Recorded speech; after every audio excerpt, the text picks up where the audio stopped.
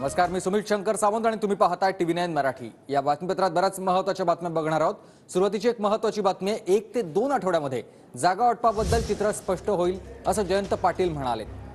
लवकरच जागा वाटप पूर्ण होईल अशी प्रतिक्रिया जयंत पाटलांनी दिली आहे। शिरसाटांनी केलेल्या दाव्यामागचा हेतू नेमका काय माहित नाही असं देखील जयंत पाटलांनी म्हटलंय। संजय शिरसाटांनी केलेल्या दाव्यावर जयंत पाटलांनी ही प्रतिक्रिया दिली। लोकसभा निवडणूक डोळ्यासमोर ठेवून मराठा आरक्षणाचा निर्णय होईल असे आरोप देखील सरकारवर जयंत पाटलांनी केले। यांनी काल दावा केला की तुमच्यामुळे अजित पवारांचा सगळा शपथविधी तो रखडलेला होता, अजूनही तुम्ही मनाने अजित पवारांसोबत आहात। माझं आणि ते शिरसाट यांचं कधी भाष्य नाही, त्यामुळे माझ्या मनात काय हे त्यांना कसं कळणार। मी त्यांना विचारलं पाहिजे।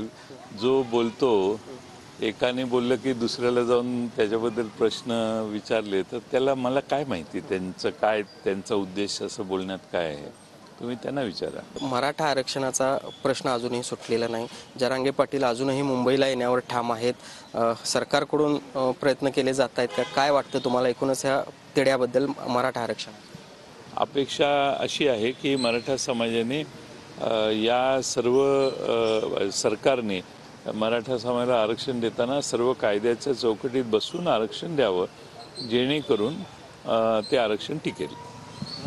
एका बाजूला लोकसभा निवडणूक आता काही महिन्यांवर आलेली आहे खरं तर, आणि त्याच्या आधी हा तिढा सुटेल असं वाटतं का, ज्या पद्धतीने हे सगळं लोकसभेच्या निवडणुका समोर ठेवूनच या आरक्षणाचा निर्णय घेतील। आमची सरकारला फक्त विनंती आहे, काय करायचं ते करा, पण गडबडीत करून चुका करू नका।